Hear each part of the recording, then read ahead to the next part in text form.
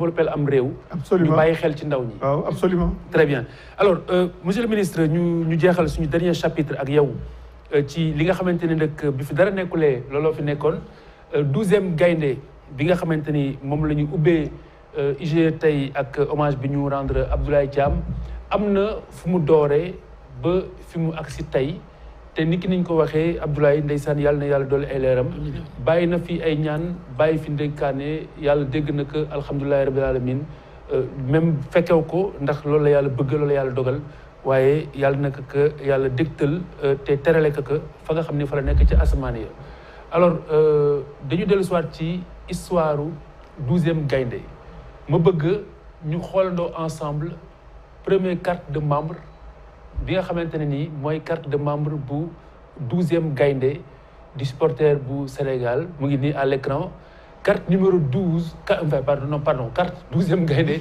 du Sénégal bii ban numéro la bi bii defe naa amul woon numéro. mais kii Babacar Thiam mi étudiant la woon. il était donc adresse 3 pavillon 1 UCAD. oui signature bi ngay gis à droite nii signature du président. boobu ñi xam sama signature xam nañ ne man maa ko signé. moom mu signé fële ci kaw fii nii. fële ci kaw mu am ci wetu photo bi mu am li nga xam ne ñun moo doon devise 12e gaynde. mais en réalité lii première carte yi après dañu changé devise bi. jouer dans la devise c'était plutôt perdre dans la dignité et le fair play, gagner dans l'amitié et la fraternité. Et ça qu'on essaye d'inculquer aux jeunes à l'époque. Ça veut dire que non seulement pour aller supporter, mais il fallait aussi éduquer les jeunes sur comment ils doivent respecter l'adversaire, comment ils doivent perdre sans. Damay wax rek ne li nga xam ne lii moo doon beneen phase carte de membre bi.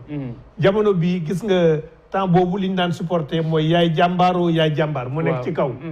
Après léegi le logo là. benn gaynde la ñu solal ko maillot drapeau Sénégal. muy tëgg ci jëmbe. parce que boobu aussi li nga xam ne moom la nit ñi daan gën a supporter mooy jëmbe. ñu def ci 12e gaynde mobilisation des supporters du Sénégal. fii aussi damay rendre hommage ndem si yàlla Serigne Saliou de Casa. moom moo dessiné woon logo bi. moom biñ ko oowee ñu indil ñu plusieurs logos. en réunion ñu ne logo bi la ñuy jël. ak ku ñuy wax aussi Omar Jombay il était député même de Pikine. moom tamit il faisait partie des gens yoo xam ne dañ doon dajee di wax au début dañ ko doon tuddee mouvement national des supporters et ainsi de suite ñu naan non pourquoi duñ ko tuddee 12e lion. ñu ne non finalement dañ ko tuddee 12e gaynde. après ñenn ñi non suñ ko tuddee 12e gaynde suñu dem di supporter basket bi nag xanaa duñu fa nekk di wax 6e gaynde. mais ñu ne comme on est dans le sport roi. suñu defee 12e gaynde rek dana dem ba imposer wu. partout dans le sport. Donc, lii moo doon benn carte de membre. Babacar Thiam, maintenant, il travaille au ministère des Finances. C'est un enseignant qui est parti aux finances. Et ça, c'était le tampon aussi qui reprenait le logo. Et Babacar Thiam, il était dans la cellule de l'UCAD. En même temps que Saher Gueye, qui était ambassadeur itinérant.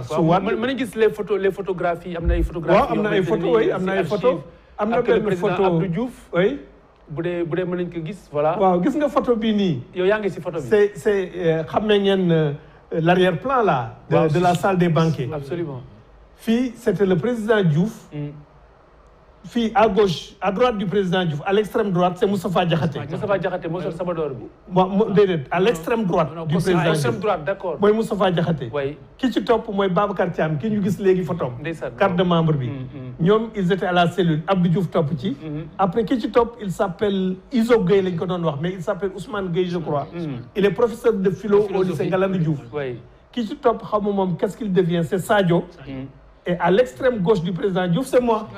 Ah oui. Man la woon temps boobu j'étais directeur financier du port. Oui, ndeysaan. Gis nga photo bi bi ñu defee Coupe d'Afrique en janvier 92. dañu defe naa tournoi basket féminin en fin décembre 92 je crois. ak les Mamati Mbeng, Mborika, Adama Diakhaté ainsi de suite. Bi ñu ko gagné nag. la ñu président Diouf recevoir. bi Lions yi ñëwee je me souviens même moi on m'a un peu attendu. parce que fii dañ doon supporter. gis nga Babacar Thiam bi ñu doon gis laa mi ngi nii à droite nii moom moo nekk noonu. waaw tout à fait. temps boobu ay bande yu ñu bind fii 12e gaynde la. gis nga logo bi ak t-shirt bi. te mu nekk ci t-shirt bi. la fille qui est là elle s'appelle Awa Faye. elle était dans la cellule de l'UCAD. ki nekk diggante Awa Faye ak Babacar Thiam moom mooy Sayer Gueye pour ñu ko xàmmee. moo doon ambassadeur itinérant su Wade. sous le président moom moo nekk ci digg bi noonu. donc ça c'était durant un match. bu ñu doon supporter bon la photo est un peu défraîchie. en haut là mais ça c'était durant un match. c'est des photos à restaurer. oui wax naa la ko. photos yoo xamante ni il faut ñu yóbbu ko ci musée Pape Bouba Diop. voilà bu soobee suñu borom bu ko suñu borom motal. donc et loolu damay bëgg wax li nga xam ne moo ko motivé. parce que xam nga wax naa leen ne diggante 88 90. dama nekkoon ci dans l'équipe fédérale. temps boobu c'était le CNG. comité national de gestion du football. mais sosoo. léegi man dama toog sama bureau dama ne boobu dama ci nekk. Sénégal Tunisie bi ñuy joué fii éliminatoire defe naa Sénégal 92 la. da nga daan gis équipe bu Sénégal su daan joué suñu toogee 50 minutes 60 minutes rek joueurs yi joué wuñ bu baax public sénégalais bi seen bopp ñu leen daan yuuxu.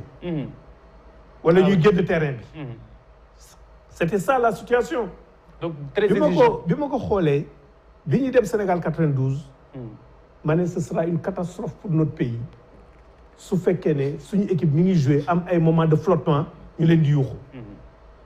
donc il faut faire quelque chose au niveau des supporters. temps boobu je venais de rentrer de France ah. boobu j'avais même pas 35 ans. ça faisait 3 ans que j'étais rentré ou 4 ans. ma jël benn kayit di bind conception du projet et ainsi de suite. ma jox ko sama assistante mi ngi tudd Koumba Faye. mu ñëw mu ne ma directeur looy dugg ci lii yow lay ngay bind nii la loolu ngay bind finance support yi ngay. ma ne ko non. après bi ma bindee ba pare ma dem seeti Ablaye Matar. temps boobu c'était lui le ministre des sports. ma ne ko moi je veux créer ce mouvement là. parce que on doit réussir défi participation. mais on doit aussi réussir défi organisation. ak défi aussi ni ñuy supporter suñu équipe. mu ne ma c'est très bien moom moo ne ma. am na kenn ku ci yëngatu Serigne Saliou de Casa jox ma téléphone am il faut le contacter. ma contacter Serigne Saliou de Casa. après aussi Amadou Kane Diallo temps boobu ma doon directeur informatique bu port. mu ñëw rejoindre l'équipe. il y avait un vieux qui s'appelait Mamadou Camara doyen Camara lañ ko daan wax ñun. il venait de prendre sa retraite. au ministère des sports moom la ñu jëloon comme secrétaire permanent. ñu commencé di def ay réunions. il y avait Matar Sylla que j'avais appelé sur l'aspect communication pour mu dimbali ñu. Matar Sylla maintenant. waaw Matar Sylla. oui Matar Sylla. il y a un magistrat qui s'appelle Papa Ousmane Diallo qui faisait partie des 12e gaynde. il y a Léopold Zalé qui travaille au coude. et Ablaye Thiam mi il travaillait au port il était chauffeur là-bas. à la poste. Ablaye Thiam mi décédé. waaw à la poste il travaillait à la poste avec Kane Diallo. c'était un chauffeur là-bas. Kane Diallo moo ko dugal. moom mën naa wax ne il fait partie des gens moom ak Ousmane Sow Goliath ñoo xam ne ñi ci création bi ba léegi ñi ngi ci mouvement bi. parce que ñeneen ñi ma wax ak Moussa Gueye ak Léopold Zalé aussi mi ngi ci toujours. donc ñu commencé conceptualiser ko d'abord li ñu ko wax on était autonome. daawuñu laaj xaalis gouvernement. li ñu ko daan defee dañuy dem seeti benn entreprise. ne que nous on a nos t-shirts là qu'on va porter pendant la Coupe d'Afrique. On va mettre le nom de votre entreprise. On dit telle entreprise est un 12e gaynde. Comme les télés, quand les télés vont prendre les images, on va voir le nom de votre entreprise. Vous faites 1000 t-shirts ou 5000 ou 10 000, vous nous les donnez. Mais en plus des t-shirts, vous nous donnez de l'argent. 2 millions, 3 millions, 4 millions. Voilà. Donc ils nous donnaient l'argent. Avec cet argent-là, les t-shirts, on ne les donnait pas aux supporters. À l'époque, les t-shirts coûtaient 500 ou 600 francs. On dit, vous devez contribuer pour 200. Le supporter. On allait acheter des billets. Les billets aussi, on ne les donnait pas gratuitement.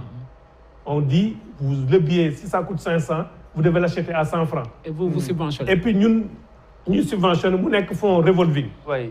Et puis, on avait organisé une soirée de gala au King Fahd Palace, présidée par le Premier ministre Habib Thiam. On avait organisé une soirée de gala. Le tableau qu'on avait vendu aux enchères, on l'avait vendu à 2 millions. C'était Oumou Salamata Tal qui l'avait acheté à l'époque. Donc vous avez fait preuve d'ingéniosité. On avait organisé aussi un combat de lutte où on a eu des recettes.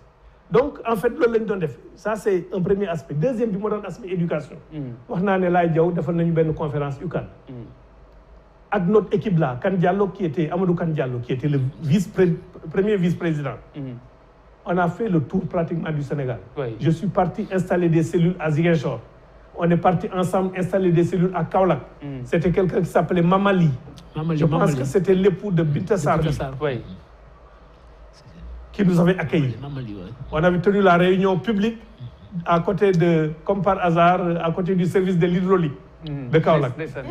Et on était parti installer des cellules à Saint-Louis. Et ici, on avait des réunions qui regroupaient beaucoup de monde. À la SICAP, à Ouakam. Les jeunes venaient en masse. Les Goliaths à Pikine. C'était la cellule de Pikine Goliath. Et puis il y avait aussi Pape Goré Thiam, qui a été maire au niveau de Pikine. Et qui fait partie, lui, Pape Goré Thiam, Babacar Thiam, Moustapha Diakhaté, un certain Cheikh Diouf et Goliath. Ce sont les premiers à qui on a acheté un billet.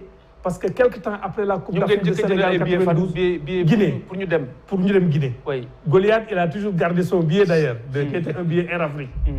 Pour nous dem Guinée supporter. Ils étaient 5 seulement. Oui. On leur a acheté le billet, nous dem Guinée. Mais l'objectif, c'était que nous dem Guinée, jël la communauté sénégalaise. Oui, ils m'ont raconté d'ailleurs que bi yeggee Guinée dañoo dem hôtel. Communauté sénégalaise bi fekk leen ne leen non doo leen dem hôtel seen kër yi ngeen di dem. ñu dem seen kër yi donc organiser leen. En Tunisie aussi 94 bi ñuy joué Sousse. Temps boobu je pense que c'était Boubacar Sarr Locotte ou Bokandé qui était dans l'encadrement.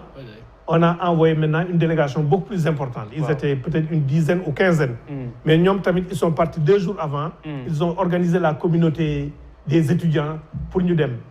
Donc maintenant premier ministre Habib Thiam après Coupe d'Afrique daf ñu bind lettre.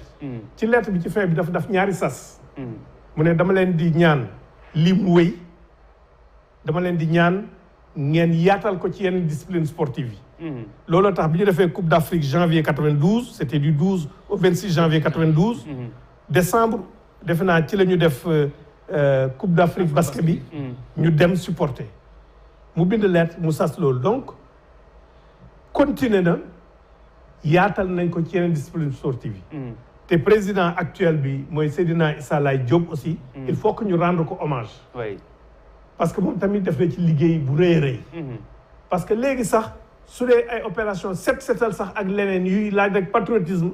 ñoom 12e Gaïndé dañ ciy dem. donc passé nañu rek affaire sport. mais dugal ko lépp loo xam ne lii. la fibre patriotique Sénégal dafa war a jóg ñoom ñu ngi fa taxaw. donc daal man li nga xam ne moom lay rafetlu mooy ñoom.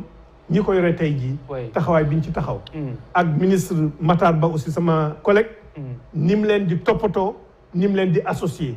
ñoom tamit ak Casa ak Ale Casa seen organisation bi ñu def. ñoom ñëpp am nañu mérite je pense ci supporter Lions yi. te chaque fois ñu dem Coupe d'Afrique aussi. dañ leen ràññee.